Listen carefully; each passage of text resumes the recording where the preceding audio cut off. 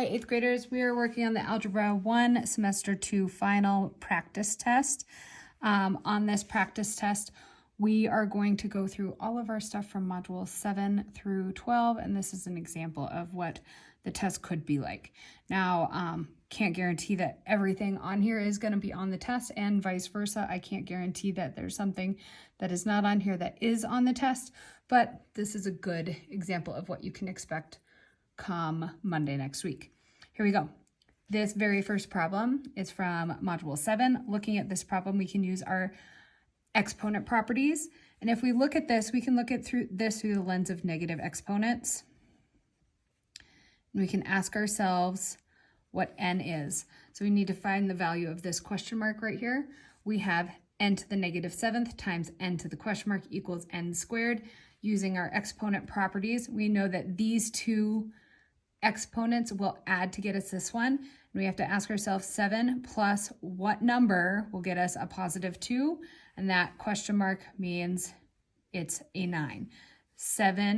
Negative 7 plus 9 equals a positive 2. So this problem right here, this 9 would have to be, because we also need to pay attention to the fact that it is a negative, or this is an exponent here that we need to be essentially positive to negate this negative. This exponent is going to be negative 9. Negative 7 plus what equals 2? We would need that to be 9. And if it was down here in the denominator, we need it to be negative 9. So it negates this 7 and becomes essentially n, or 1 over n to the negative 2nd power, which we know we can write as n squared. Tricky, tricky. This next one, write this radical in a simplified form. We need to pay attention to the fact that we have to take out all perfect squared numbers and simplify those with a radical. A lot of times this square root of a radical number looks more simplified than its actual final simplified version. If we look at 45, it is 9 times 5, 9 being our perfect square number. Our perfect square, if we take the square root of 9, the square root of 9 is 3, and that 5 we can't do anything with it, so it's going to be 3 root 5. So I can say C is my answer on there. This next one, write the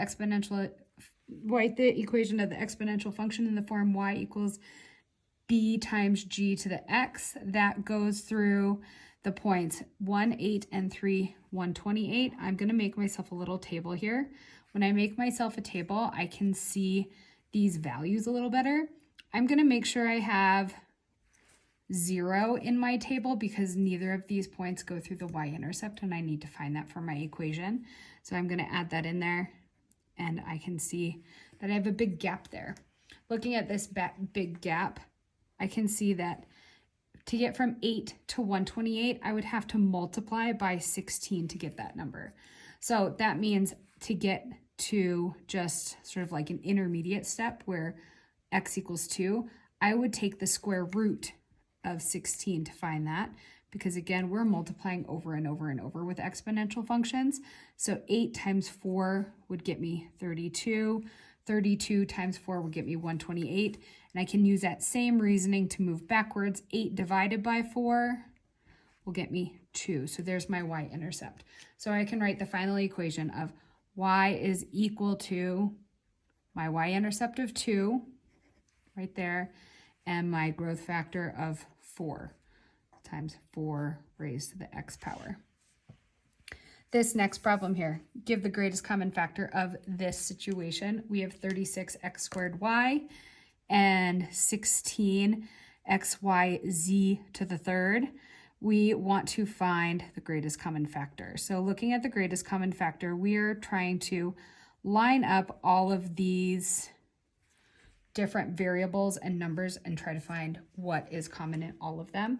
Looking at 36 and 16, a common factor of these two numbers would be 4, and that's the biggest one that these share. 4 times 9 equals 36, and 4 times 4 gets me 16. So that's the biggest one that these two share. This x squared and x, they both share an x. And we have y and y, they both share y. There is no z in this top product, so we can't do anything else. So we have a GCF of 4xy. This next one, we are factoring this next polynomial completely. I can see that I have a GCF in here, so I have x that I'm going to bring out in front.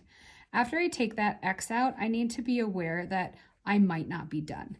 And I need to ask myself, is there any number that multiplies to get me 15, or any two factors that multiply to get me 15 but would add to get -8? And I'm going to write all the factors of 15 out. 1 and 15, and then 3 and 5. And when I do that, I can see 3 and 5 totally could add to be -3 and -5 to get me -8. So if I were to factor this completely, I would write x times x minus 3 times x minus 5. Now, if you're having trouble with this, if you're looking at this and you're like, oh my gosh, I don't know what to do, go back to, I believe, lesson 9.4, which is a lesson where we have factoring when x is equal to 1, or when a is equal to 1. This is a perfect example when a is equal to 1. Now, you can't forget this initial x that we have out in front. Notice I have that x carried down every single time, because when I multiply this all together, I need to go back and get this original expression. This next one, question number 6. Given this situation, identify the appropriate model. Justin is a baker at a local bakery. He already has made 40 cupcakes for an upcoming event. That hints to me that we have a y-intercept. And he bakes 24 more cupcakes every hour. When we have something like that, we want to say, ooh, we got slope. So the only thing that has slope and y-intercept is a linear equation. Now, let's go to the next page. So much going on. And FYI, I have my original answer key here too. So I'm just following along with stuff I've already done. So hopefully I don't make any mistakes. Here's our next question. 7. Use the graph at the right to determine the domain and range of the function. So looking at this, this is a parabola. What we know about parabolas when they're opening up or down, that means our domain, our x values, are all real numbers. And I can write that just with that all real number symbol that we learned near the beginning of the year. Range, we want to talk about y values. Y values that are possible are from -4 and up. So I'm going to describe that as y is greater than or equal to -4. That's talking about all of these y values going up that way. Okay, notice it's no y values below. That's why we use the greater than or equal to symbol. And it touches in that place, so that's why the equal to. This next one, solve the quadratic equation. I can't solve it unless it's in standard form first. I think it's always important to see something in standard form so we can see if factoring is a possibility, because again, factoring is almost always the easiest way to go if we can do it. Looking at this, I moved that -2x to the other side, so I have a positive 2x. Now I can ask myself, what factors of 35 could potentially add to be a positive 2? And we only have a couple of factors of 35, so this is also why it's probably worthwhile to do, because if you have to do a lot of factors, it's not necessarily, and you should use a quadratic formula or anything else. So with this one, I'm going to say 5 and 7. These could add or subtract to get me 2. And since this is a -35, I know that one of these would have to be negative. I'm going to say -5, because -5 plus 7 gets me a positive 2. So now I'm going to write this in its factored form. We would have, we'd have x minus 5 times x plus 7. I was about to write it on the line over here, but I need a solution here, not a factored form. And so this is all equal to 0, running out of space. I did not think about that very much. All right, so now looking at this problem, we have x minus 5 times x plus 7. We're going to use the zero product property to create two equations. One of our equations is x minus 5 equals 0. The other equation is x plus 7 equals 0. Remember, the zero product property can be used because we're essentially saying if you have two numbers that are multiplied together and they equal 0, that means one of these two factors would equal 0. So we can say x minus 5, if this was equal to 0, x would have to be 5. And x plus 7, same thing, x would have to be -7. So those are our two values that would make one of these factors 0. So we can say x is equal to -5 or 7. oh, sorry, x is equal to positive 5 or negative 7. Let's do that right, because positive 5, negative 7. Next one, we're going to solve this by completing the square. Completing the square takes a bit of space, so let's have at it. We have t squared minus 8t minus 5 is equal to 0. First step in completing the square is moving this c value to the other side of the equation. So I now have t squared minus 8t, I'm going to leave a blank space next to it, is equal to 5 plus that same blank space. Whatever goes in these spaces is going to be the same thing. It is essentially this negative 8 divided by 2 and squaring it. Is b divided by 2 squared to find my value that I'm going to add to both sides. This number is negative 4 squared or 16. So I'm going to add 16 to both sides. Remember, when you're completing the square, you're essentially trying to create a perfect square trinomial on this right-hand side because we want to make it easy for us to find a value there. So now, once we have that, we are going to factor this. It's going to be x minus 4 squared. Notice the negative 4. Negative 4, that's a pattern that will always be visible. So whatever you have here, you would put down here for your perfect square trinomial, and that is equal to 21. So not a beautiful number on the right-hand side for us to be square rooting, but we're going to do it. Take the square root of both sides. We get x minus 4 is equal to plus or minus the square root of 21. Okay? Now, we're going to add 4 to both sides so we can get x by itself. So we get x is equal to 4 plus or minus the square root of 21, and we have officially run into space in the next problem. So we're going to say our answer is equal to 4 plus or minus the square root of 21, and we're leaving it at that. We could technically find some estimates, but this is our perfect exact answer, so I'm just going to leave it with that. Now we have the next problem. Consider the data in the histogram to the right. Which of the following statements are true?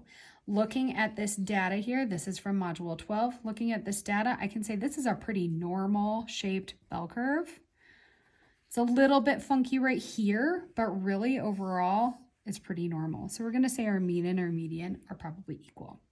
Now, you could potentially say this, or this, or you could make, actually, I couldn't say that. You could potentially make an argument for this because you don't necessarily know everything, but this is a normal shaped bell curve. This looks pretty solid. So most like the mean and the median are equal. Expand the following expression. Looking at this is Module 9, people. We got 3x minus 2. Since it's squared, we're writing it twice. 3x minus 2. If we do this, we now need to do FOIL on this. So we have first terms that we're multiplying. 3x times 3x is 9x squared.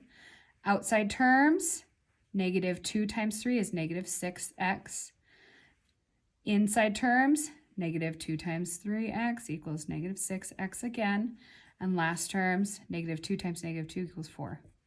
So we have 9x squared minus 12x plus 4. When we combine those like terms. So now that is factored completely. We have 9x squared minus 12x plus 4. This is a good example of something that people will commonly miss because when you look at this, you will oftentimes want to say 3x and square it, so 9x squared, and then do that. But unfortunately, and then do the same thing with the negative 2, but unfortunately we cannot do that. That is not how this problem works. When we have a perfect square trinomial that we have to factor, we need to go through the FOIL formula, that FOIL algorithm, kind of. This next one. We are now looking at some solid simplification practice. Some of this is at the beginning of Module 9 that we're doing. So like these are kind of Module 9-ish, a little bit getting into also Module 7 stuff. So we're kind of just combining a couple of situations here. Looking at this first, we have to simplify this part. So this is solidly Module 9 or 7 right here, where we are doing exponent rules. We have 4 to the 5th, x to the 5th, y, 2 times 5, 10, times 3y to the negative 2. Simplified form means we have no negative exponents. And we could technically do this math here. So I'm going to do that. I'm going to say 4 raised to the 5th power, and I'm going to find out what that is. It's 1,024, and I'm going to multiply it by 3. So I get 3,072. That is my coefficient that's going to be up in front of all of this. Now, if you wanted to leave it as 4 to the 5th times 3, I would also totally accept that as an answer here because, again, we're sort of playing around with exponent rules. We do not need to do the computation behind that. This next one, we have x to the 5th, and then these y's need to be simplified. We have y to the 10th times y to the negative 2nd, which means we're going to add these exponents, and we get y to the 8th. Next one here, the only thing that we need to be mindful of is this negative exponent. Again, the negative exponents need to be written as positive if they are simplified. So we're going to put this into essentially fraction form. We have 6f to the 3rd that we're going to put on top, and then down below, we're going to say d squared because the negative exponent is telling us it needs to be in the denominator. When it's written in the numerator, it's not in the happy place. This next one, we have 9 squared times 3c to the 3rd over c to the 7th over k to the 3rd. The c's are what is repeated. So if I wanted to, I could write this out with just the c's being obvious. I'm writing this out with repeated c's here, and then same with down below. I'm going to write 7 of them, which is, I know, excessive, 5, 6, 7, and then k to the 3rd. I can ignore my 9's and the k's because there's nothing in the top or the bottom that would like get rid of those, that would like sort of cancel them out. So we have 3 c's on the top and 3 c's on the bottom that would cancel out. What's left behind? We have c to the 4th left behind down there. So I can rewrite this as 9 squared over c to the 4th, k to the 3rd. Next problem. I'm actually going to simplify what's inside of this fraction before I deal with this exponent on the outside. Now you could do it a different way, but I see that 5 and 10, that's easy division that I can do. I can simplify that, and I'm going to take my simplest route because, again, mathematicians are always about efficiency.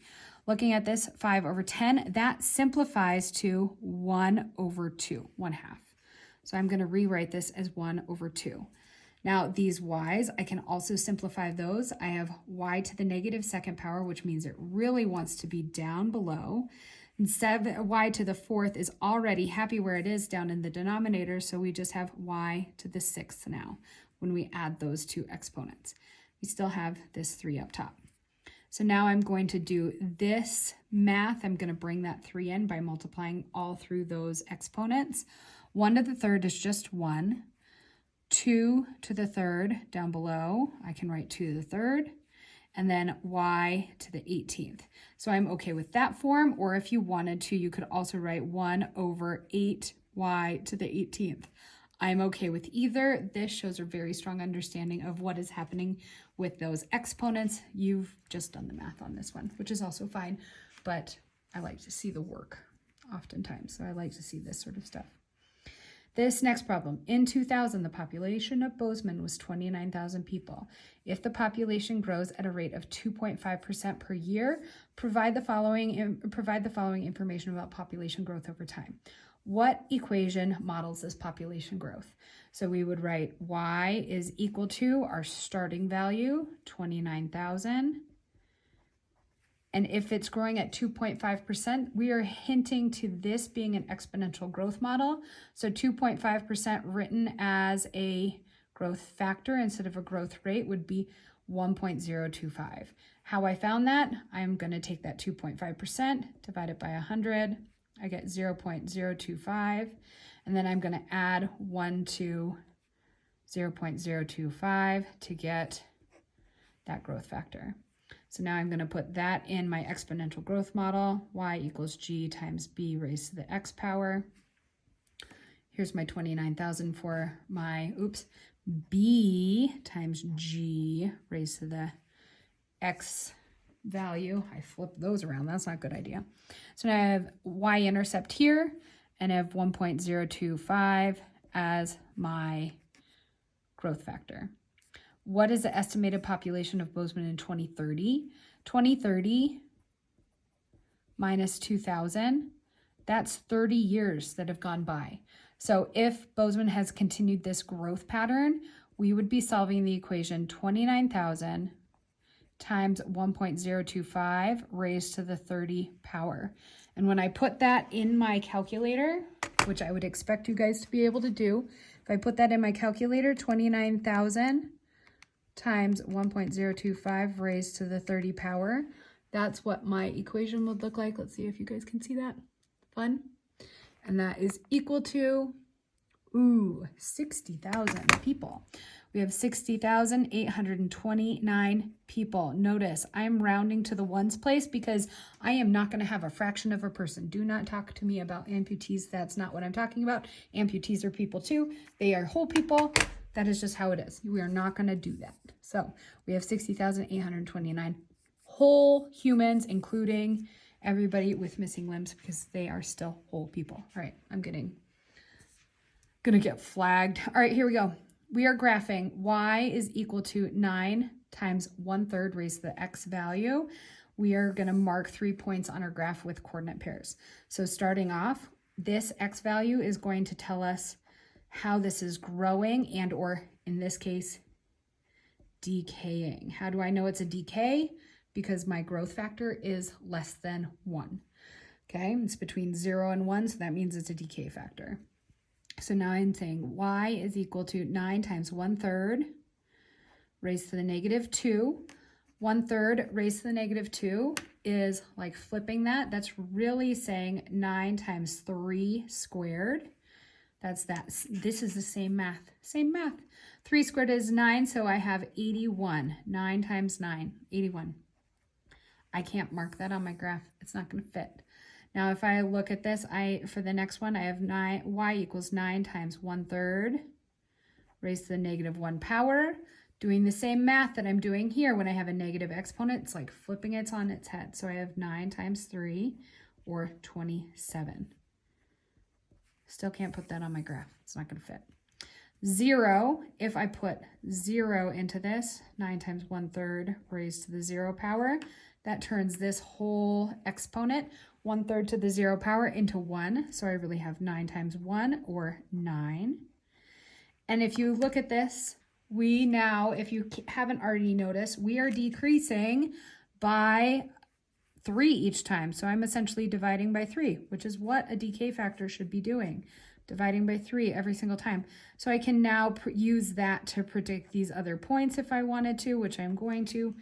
And I'm going to say this next one is going to be 3, and this next one is going to be 1. These 3 points I can graph. So I'm going to start out graphing 0, 1, or 0, 9, 0, 9. Put that point down. My next one is 1, 3, 1, 3. My last one is 2, 1. 2, 1. When I do that, I'm not done. My goal when I'm graphing something is to connect these dots. I am given an equation here. I should connect these dots into this exponential decay model. I'm going to try my hardest to touch all my points. I've written them and labeled them, marked them on my graph with coordinate pairs. Lovely. Done. Next page. Let me move on to my next page over here too, because I definitely made a mistake on here. Now, first things first, I'm going to make sure this is in your study packet and your practice test so you know. But remember, this should say 11z plus 2 here instead of just 11 plus 2. I should say 11z plus 2. All right, so now we're going to do these bits. This is from Module 9. We have 10x squared plus 3x minus 11 minus, parentheses, negative x squared plus 6 minus 2, or minus 2x. I am going to combine these, combine like terms, and simplify. To start out with, I have 10x squared and negative x squared. 10x squared minus a negative x squared, that's the math work that we're doing, minus a negative x squared is really 10x squared plus x squared, or 11x squared. The next one, 3x minus negative 2x. 3x minus negative 2x equals 5x. Last but not least, we're looking at our constants. Negative 11 minus 6. Negative 11 minus 6 is equal to negative 17. Done. Next problem. Ooh, I hope you're looking at this and saying, ooh, this is a difference of squares, Mrs. Guttormson. Yes, you're right. This is difference of squares, which means if we do FOIL, our inside and outside terms will cancel out. If I look at this, 9 times 2x, 9 times 2x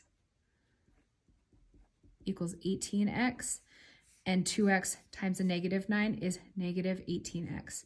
These equal 0 x's. We don't even have to pay attention to them. This is a very fun and special case. So really what I need to pay attention to is my first and my last. I have 2x times 2x, or 4x squared, and 9 times negative 9, which is negative 81. Done. This next one, this one is a great one for the rectangle method. Highly encourage you to do it. You could also do some like extreme factoring, which is what I'm going to do because I really just don't have the space on this paper and I forgot to get some scratch paper. So I'm just going to do some extreme factoring. I have 11z times 2z squared, 22z to the third. I also have 11z times 3z. When I do that, I get 33z squared. Last but not least, I have 11z times negative 12. I believe this is negative 132z. Let's make sure. I'm always bad at 11s. Yes, 132. Next, I am going to now look at this in terms of my back term. I have 2 times 2z. Notice what I'm going to do. I'm going to write this 4z squared, and I've aligned it with my other z's. 2 times 3z, 6z, and last but not least, 2 times negative 12, negative 24. Nothing to align it with.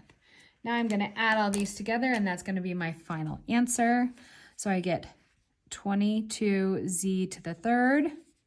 Doing this math work, I get 37z squared right here, negative 126z, and minus 24. So add that to my answer. I've got it. You guys are really sticking with me here with this long video. 24. Next, factor each expression completely. With this next one, I am going to factor these as best as I can. We have 36. I am going to find what factors of 36 will add to get me negative 13. So we have 1 and 36. We have 2 and 18, 3 and 12. I'm getting closer. I need negative 13. And then 4 and 9. There we go, 4 and 9. Those add to get me negative 13. So I'm going to rewrite this as x minus 4 times x minus 9. Now, why do I use the minuses? Because I have negative 13 here. There's no way I'm going to add 14 and 9 together to get negative 13 unless these are both negative. These negatives will also multiply to get me a positive 36. Yay, I got it. Done. So I get x minus 4 times x minus 9. FYI, we are still in module 9 right here. This next one, negative 4x squared minus 8x plus 5. 8th graders, this is that really complicated factor by grouping sort of situation that we need to look at here for factoring when a is equal to a number that is not 1. That means I believe we're on lesson 9.5 if you want to do some extra practice here. So for here, I'm going to multiply my first and last terms together. I get negative 20x squared. After that, I am going to think about all the factors of negative 20x squared that could add to get me negative 8x. So I have 1 and 20, 2 and 10. I already found it. I'm going to get the last couple, 4 and 5. So 2 and 10, looking at these two, if I had a negative 10 and a positive 2, I'd add to get negative 8. That's what I want.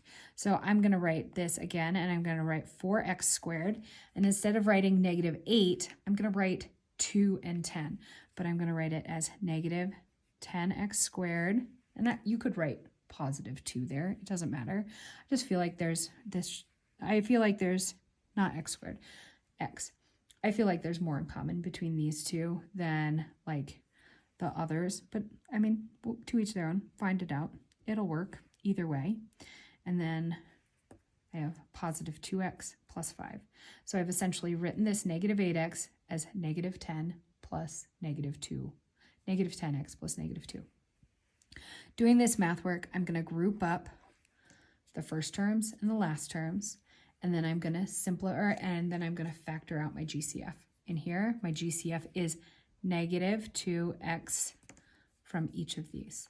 If I do that, negative 2x out of this leaves behind 2x. Negative 2x from this leaves behind positive 5. This next one, I can't factor anything out. I'm just going to leave it as is, 2x plus 5, which is good because if I look at this, I have 2x plus 5 and 2x plus 5. Now, to finish factoring, I'm going to do it on my answer line. I'm going to write that 2x plus 5 because this is now 2x plus 5 is the GCF of this first term. 2x plus 5 is the GCF of this term. Now, what is left behind, if I undistribute 2x plus 5 from here, I have negative 2x. And if I undistribute 2x plus 5 from here, I'm left behind with a 1. I need to acknowledge that that 1's there. Otherwise, if I were to FOIL this and I didn't acknowledge that 1, I would not get this answer. But if I have a 1 there, I do get that answer. This next one, example of difference of squares. It's just like this one, except I need to find this answer instead of the final answer. It's given me the final answer. I need to factor it. So looking at this, I have 9x squared, which square root wise is 3x times 3x, and negative 49, that is 7 times a negative 7. So if I'm going to factor this, I will have 3x plus 7 times 3x minus 7.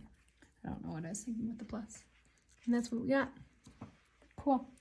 This next one, write this expression here in standard form. Standard form means that we have our exponents that are on our variables from greatest to least.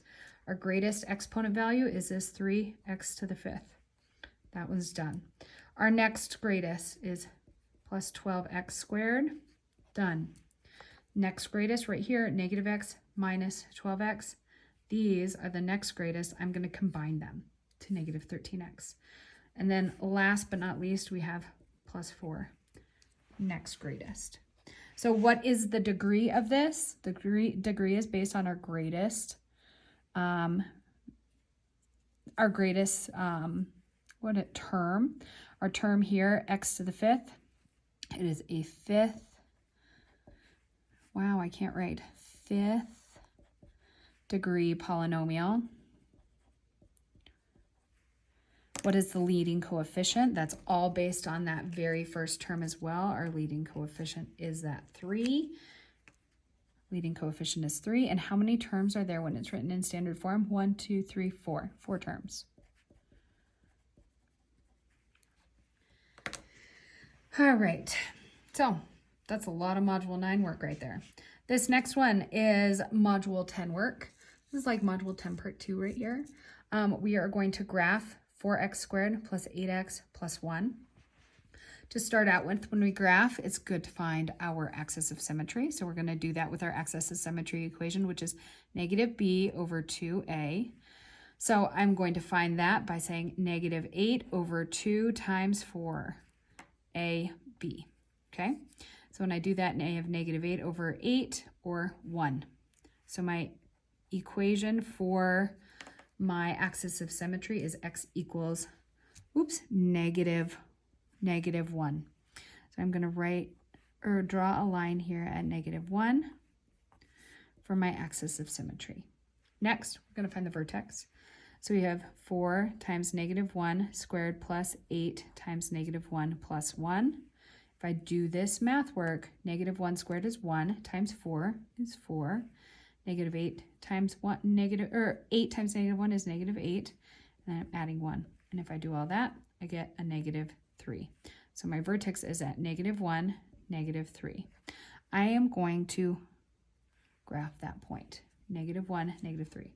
Looking at this, we have a positive a value, so that means it's opening up. That means we have a minimum value here, and so that means I can write this down below to label that vertex point. Last but not least, label coordinate pairs of at least 2 other points on this graph. I'm going to find 2 other points, x, y. An easy point for me to find is when x is equal to 0, so I'm going to find that. When x is equal to 0, I don't have to pay attention to this first term or the second term, just the last term. That's my y-intercept. So I get 0, 1. Okay?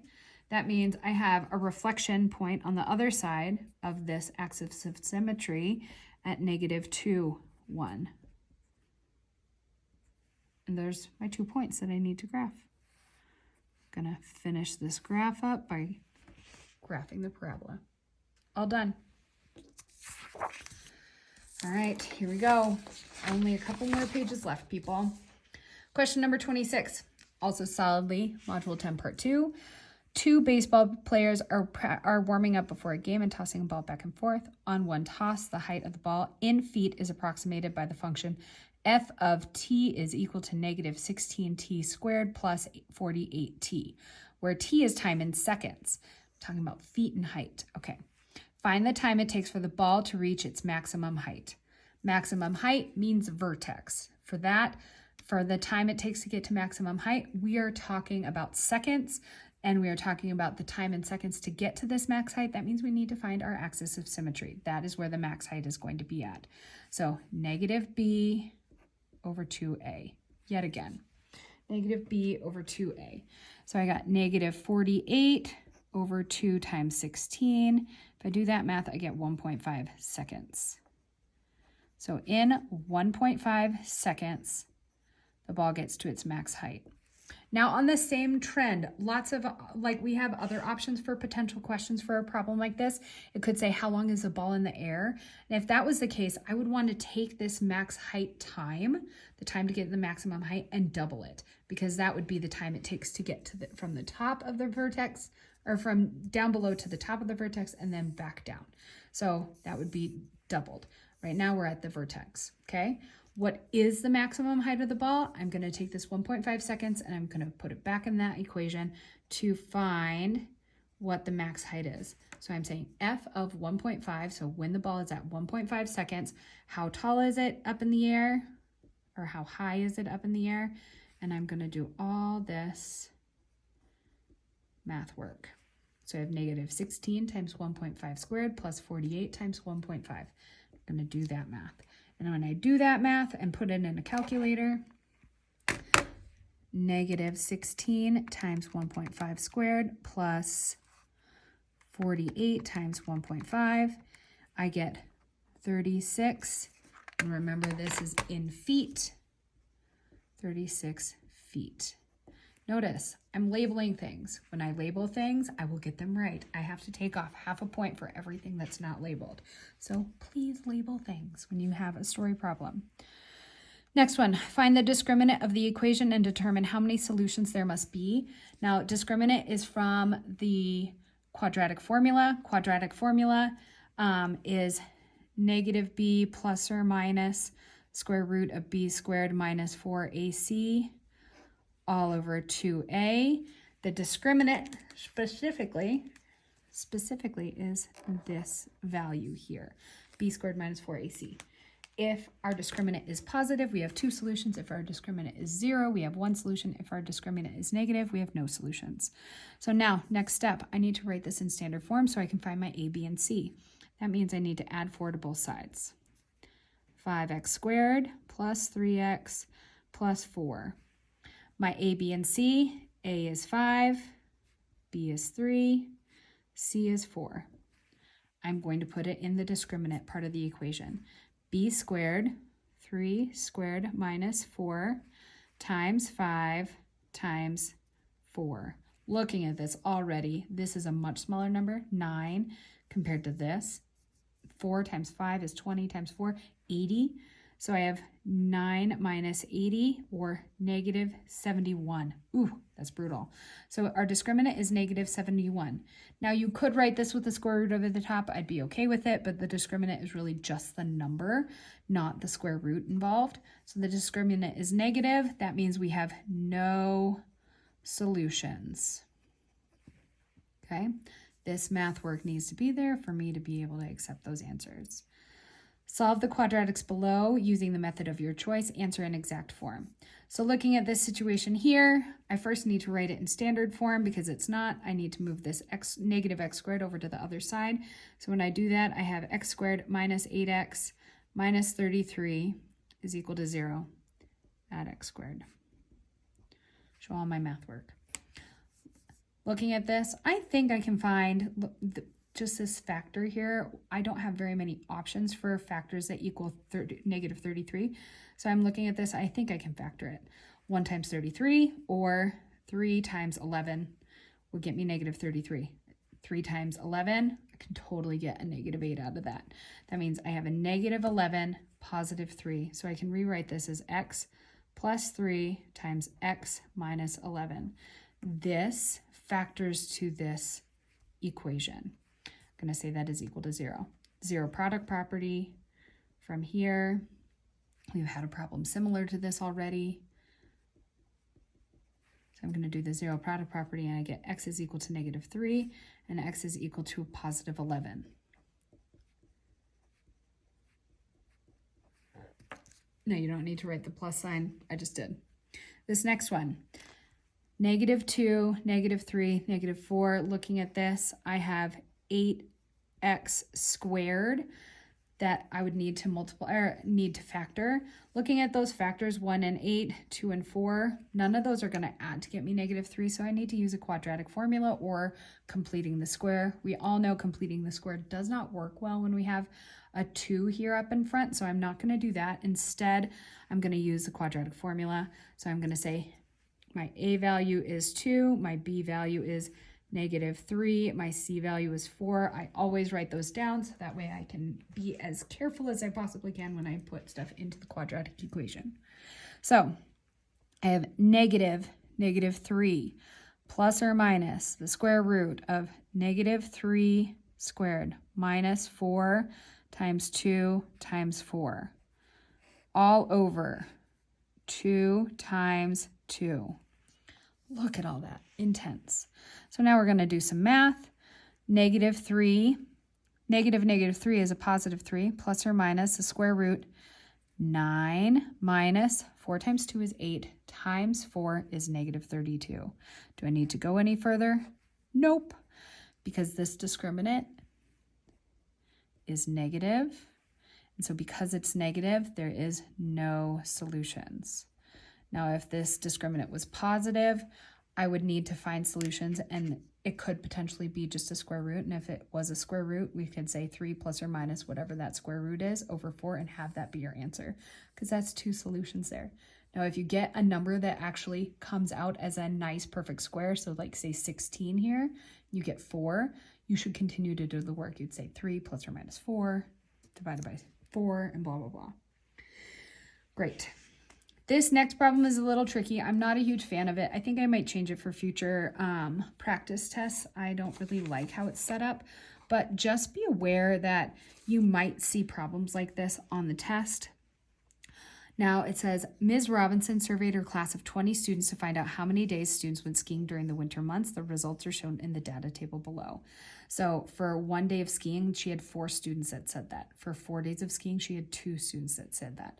So if I'm going to take this frequency table type situation and turn it into my data, I need to be able to string all that data out so I can find the mean, median, mode, and range.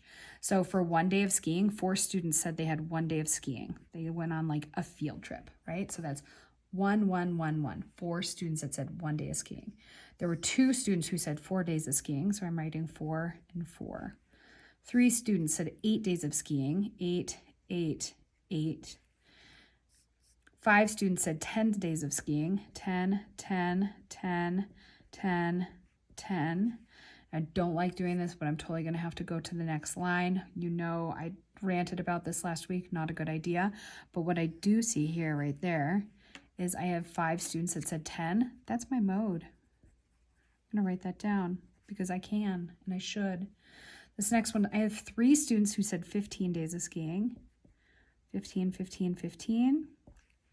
2 students that said 20 days of skiing, 20, 20. And 1 student who had 34 days of skiing. That's a lot of skiing, friend. So looking at all of this, I can put all of this information into a calculator to find my mean. But right now I'm going to first find my range. My range is going to be 34 minus 1.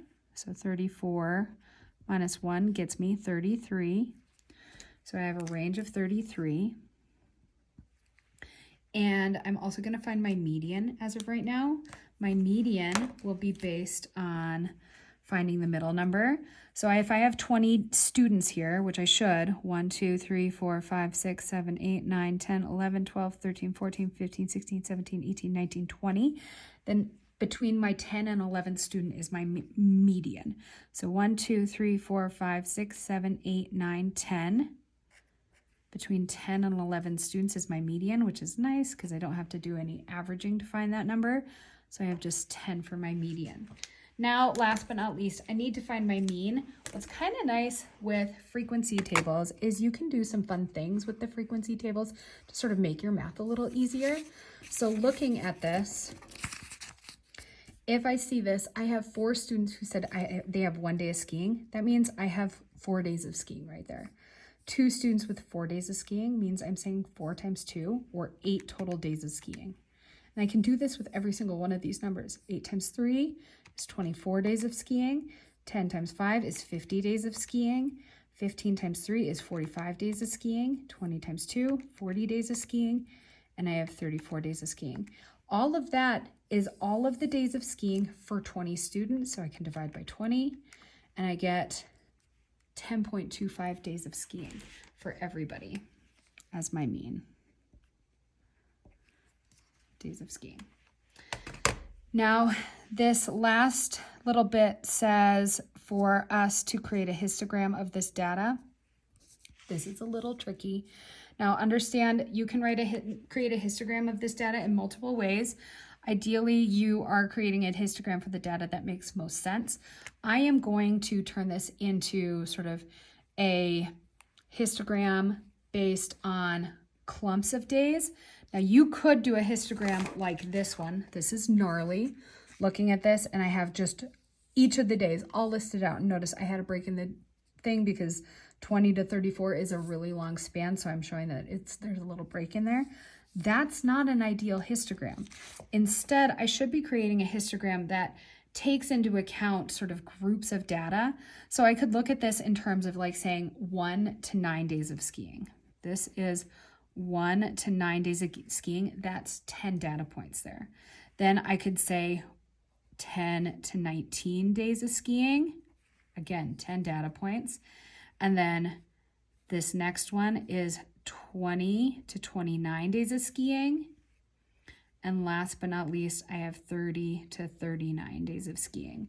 So we can create a histogram based on this information that we have here, and it'll be a little more easy to look at than what it could be. So looking at this, I have 0 to 9 days of skiing, 10 to 19 days of skiing, 20 to 29 days of skiing. I should have said 0 to 9. And then last but not least, we have 30 to 39 days of skiing to end it with that.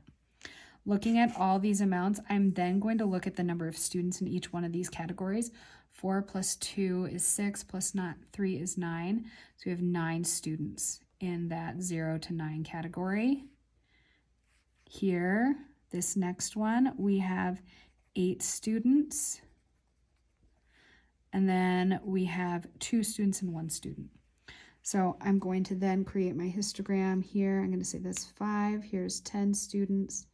1, 2, 3, 4, 1, 2, 3, 4, and make my histogram. So I have now between 0 and 9, I have 9 students. Between 10 and 19, we have 8 students. 8 students. Between 20 and 29, we had 2 students. And between 30 and 39, we had 1 student. There's my histogram. Okay, make your life easy. Turn it into a frequency table that's easier to do with like 3 to 4 sections for your histogram. There's lots of answers here. This one being one of them, but it's certainly not ideal. Okay, lots of options. Last page. Hopefully by now you're like, oh my gosh, I might be done. And I've been talking for over 50 minutes, people. My voice is gonna die. Here we go. Use the data set to answer the following questions. Like I said before, I want these statistics questions to be sort of easy peasy questions for you to answer quickly. So looking at this, I don't want you to turn this into rocket science. Put your numbers in least to greatest form, and then from there, answer the questions. So we have 4, 8, 10, 11, 11, 12, 13, or sorry, 12, 12, got to do that twice, 13, 13, 14, 15, 15, and we have a pile of 18s, 18, 18, 18, I think there's 4 of them, 18, 1, 2, 3, 4, again, I'm just looking at my answer key that I already created, and then 19, 19, 20, and 20. So Mr. Drake gave a test, and those were the scores for 20 people in his class. So looking at this, I should count 1, 2, 3, 4, 5, 6, 7, 8, 9, 10, 11, 12, 13, 14, 15, 16, 17, 18, 19, 20 total data points. Now we need to find the statistics in these data points. First thing first, I'm going to make it easy on myself and give myself a nice little win. There's my mode, which I actually don't even have there. Great. I just found something I didn't need. But we have other things that we do need to find. We need to find our minimum, which is 4, our maximum, which is 20. We do need to find our mean, and we'll do that, but we also need to find the interquartile range, the median, the Q1, and the Q2. So let's do that. So we have 20 data points. That means between 10 and 11 is our median. 1, 2, 3, 4, 5, 6, 7, 8, 9, 10. Median is right in between there at 14.5. 14.5 is my median. I'm now going to find the median of this upper quartile and the lower quartile here. So looking at this, 1, 2, 3, 4, 5. In between 5 and 6 is our lower quartile. We have 18. This should say Q3. And then lower quartile, same thing, 1, 2, 3, 4, 5. I get 11.5 in between there. My interquartile range is going to be 18 minus 11.5. So 18 minus 11.5. Wow, I just put in a number wrong. And just so you guys know, so you can see that I'm real too, I found the wrong interquartile range when I first did this. So I get interquartile range of 6.5. Now I also need to find my median. So I'm going to do, or my mean. So I'm going to do that. I have 4 plus 8 plus 10 plus, I have 2 11, so 22. I have 2 12, so 24. I have 2 13, so that's 26. I have a 14. I have 2 15s, which is 30. Wow. 18 times 4 for my 18s plus 2 19s, which is 38, and 2 20s, which is 40. I'm going to divide this by 20 numbers, and I get 14.4 for my mean. Then I'm going to create a box and whisker plot for my data. When I do this, I am going to give myself proportion. Super important. So I'm going to say 0 to 20 because it's a 20-point test, obviously. I'm going to put 10 in the middle, 15 in the middle of the upper part, 5 in the middle of the lower part, and make little tick marks in between so I can graph this out. So with this graph, my minimum is 4. Going to do a whisker. My maximum is 20. Do a whisker. My lower quartile is 11.5. And my box plot there. My upper quartile is 18, right there. My interquartile range is 6.5, about 6.5 points. My median is 14.5. And I'm going to connect everything up. So I've created my box and my whiskers. Boom. Box and whisker plot done. Technically, I could also put in here that my mean is 14.4. That little asterisk, whenever you see that on a box and whisker plot, indicates to you that that's your mean. Just a little asterisk with the number. Now the next question is 4 an outlier? Explain how you know. We need to take this information here and figure out what an outlier is. So we have our interquartile range of 6.5. We're going to multiply that by 1.5. 6.5 times 1.5 gets us 9.75 for our interquartile range. I am going to take that, say asking if 4 is an outlier, that means I'm going to look at my lowest quartile, 11.5, and subtract 9.75 from it. That is going to get me my lower half of my outliers. So I get 11.5 minus 9.75, and I get 1.75. Because 4 is greater than 1.75, 4 is not an outlier. Now, if Mr. Drake had someone score less or 1.75 or less, that would be considered an outlier. Someone who scored a 1 or a 0 would be an outlier. Mr. Drake forgot to include the score of 2. If he includes the score, will the mean increase or decrease? Ooh, a score of 2. 2 is less than the mean, which is 14.4. So because 2 is less than the mean would decrease. Because anything that is below 14.4 would cause the mean to come down below. Last but not least, very last question. Doctors and scientists found a new cure for cancer. Yay! 8th graders, this is your only sequence problem on this test. It's really barely a sequence problem. It's really an exponential decay problem, but be aware that there is a problem similar to this on the final, and you will have to categorize it in your brain as if it were a sequence, but at the same time, I'm okay with how you write it if you write it as an exponential growth or decay. Doctors and scientists found a new cure for cancer. The cure eradicates cancer cells very rapidly, and the table shows how many cancer cells are there after time in days. So looking at this table, we have number of cancer cells, and we need to write the best fitting equation for this data.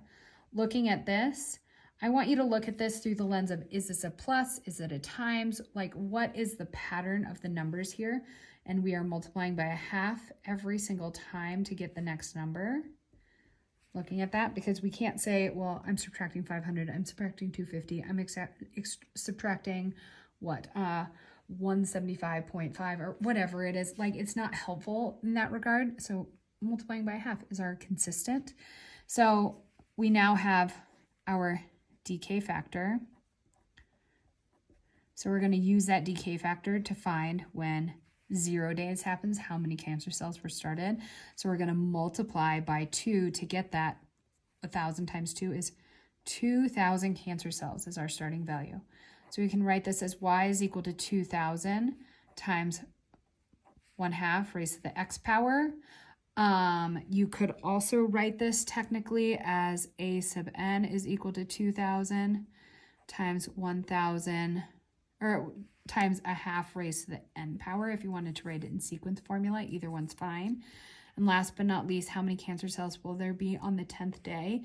That's essentially us saying, putting 10 into our equation here.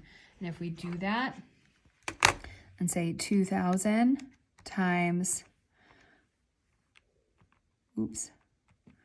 1/2 raised to the 10th power, we get the amazing, on the 10th day, there will be 1.95 cancer cells. If you wanted to round it to the ones place, I'd expect you to write 2 there because you can't have partial cancer cells. That's just weird.